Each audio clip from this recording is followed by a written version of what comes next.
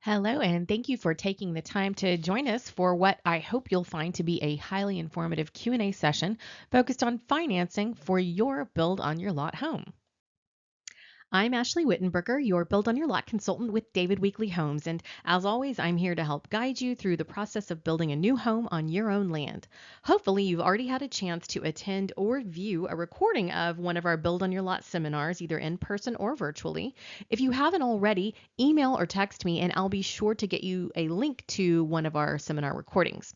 In today's Q&A session, we're going to take a deeper dive into one of the key steps we reviewed in our Build on Your Lot seminar, and also one of the most important aspects of building on your own lot. And that's arranging for financing. To help us navigate this part of the process and answer your burning questions, here with me today is our preferred lender, Daryl Crawford of Guild Mortgage. Daryl is a branch manager with over 25 years of experience in the industry in the Austin area and all over Texas. He and his team have been helping our customers for over 2 decades, and as you're about to see, Daryl has the answer to all of your questions when it comes to financing your new home. Daryl, thank you for joining us for this Q&A session today. We really appreciate you being here. Ashley, thanks for having me today, and thanks for a great introduction. I look forward to answering your questions. Now that I've introduced Daryl, let's get into some of our most frequently asked questions when it comes to the financing of the construction of your new home on your own land. All right, so let's start with one of our most basic and most frequently asked questions is what is a construction loan? Ashley, a construction loan is a loan that funds the actual separate phases of a construction project. So if you're trying to build a home, a construction loan is set up similar to a line of credit, and it is drawn upon during the construction phases, and at the very end, it actually becomes a permanent mortgage. Perfect. What loan programs are available? We offer two types of construction loans. The first one is a one-time close. The one-time close includes both the construction loan and the permanent loan, all in a single closing. You only qualify once, and you only have to pay closing costs once. The second option is a two-time close. The two-time close is just an interim construction loan that funds the construction money as needed, but then the permanent loan is established at the end with a new refinance. Okay, next question. Can I close on the property and the home at the same time?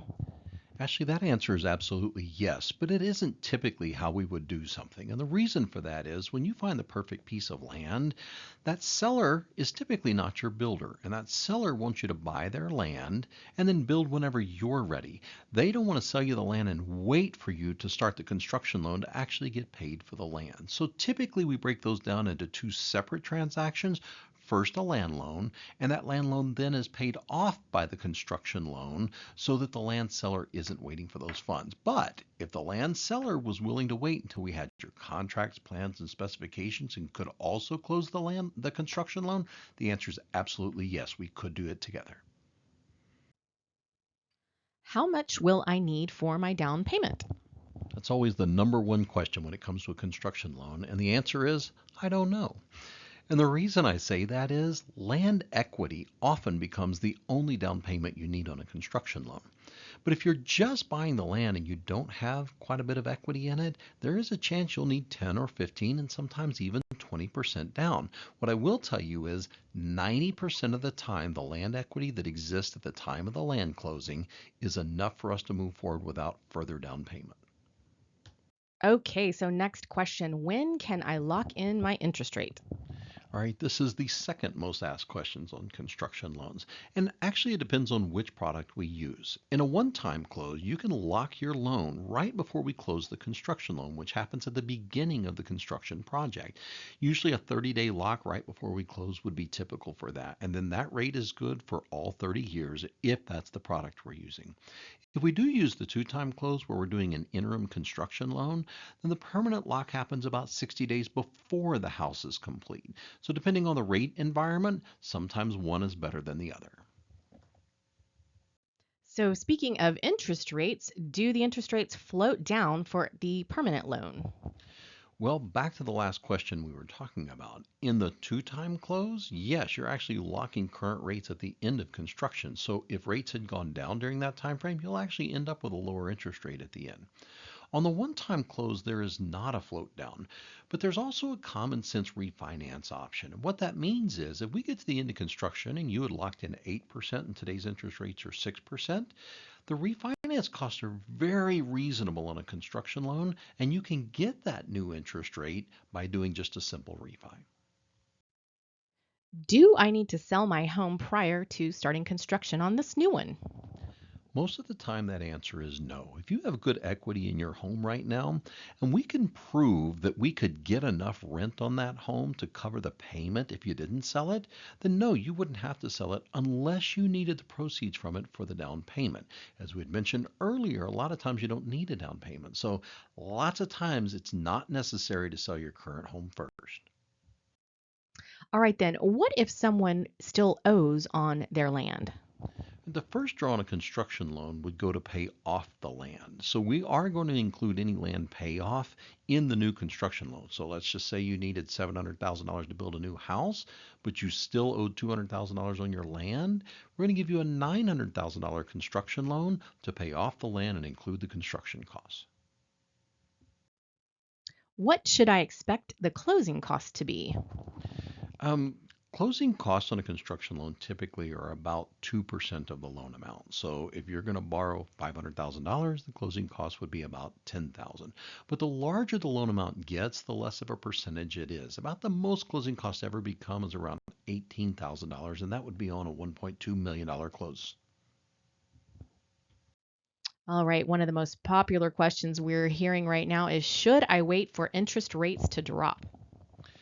That answer is invariably no. And there's a reason for it. Construction costs historically go up about 5% a year. So let's say that a house cost $500,000 5 years ago. Well, 4 years ago it cost 525, and 3 years ago it cost 550, and so on and so forth. So, assuming you decided to wait for interest rates to go down, and that took a year, you would assume that an $800,000 bill would cost $40,000 more. If interest rates dropped 1% during that time frame, remembering that you're paying only like a line of credit, so only on the amount that's been drawn, you stand to save probably $8 to $10,000 in interest by waiting. Nobody wants to save $8 to $10,000 by spending 40 to do it. I'm not sure what my budget should be for my new home. Can you help? Oh, absolutely. But what you have to know is there's not a rule of thumb to use for this. And the reason for it is everyone's situation is unique. Everyone's situation is different. Some people have lots of cash to invest. Some people want to hold on to their cash for other investments. Some people have two car payments and some have none. Some people have two incomes and some people don't. So every situation is so unique. Rather than me sending you out to fill out a loan application and us just run numbers, it's really better for us to just have a conversation and talk through your specific scenario. I'm just in the beginning phases of getting started and don't want to fill out a full loan application yet. So, what is the best way for me to get started and how do I reach you? Well, let me start by saying I don't blame anyone that doesn't want to spend 2 hours going through an application and having their credit pulled. One of the best things we can do is start just by talking about what you want to accomplish. Like, how much cash do you want to invest? What do you want your monthly payment to be? We can talk it out on the phone in a 15-minute conversation about what your income and what your monthly payments are, and literally establish what you'll be pre qualified for without you sitting down to your computer and without you having to have your credit pulled. So, call me anytime on that and let's get that done. Daryl, as always, you have had all the answers to our burning questions when it comes to financing the construction of someone's new home. So, can you tell us what is the quickest, easiest, and best way for someone to reach you if they want to learn more? Absolutely. Always the best way to reach me is on my cell phone. That's 512-517-7816. And I'm sure Ashley will add a little blurb here that shows that to you. But anything that works for you is a good medium for me. If you prefer email, if you prefer text, if you want to send a carrier pigeon, I'll answer to anything, but my cell phone's always the best. Well, Daryl, thanks again for joining us. I hope that those of you listening to this Q&A found this session to be informative and helpful. As always, I encourage you to remember knowledge is the first step, but action is what will bring your dream home to life. So if you have any questions or if you need further guidance, don't hesitate to reach out. I'm here to answer your questions and to support you every step of the way.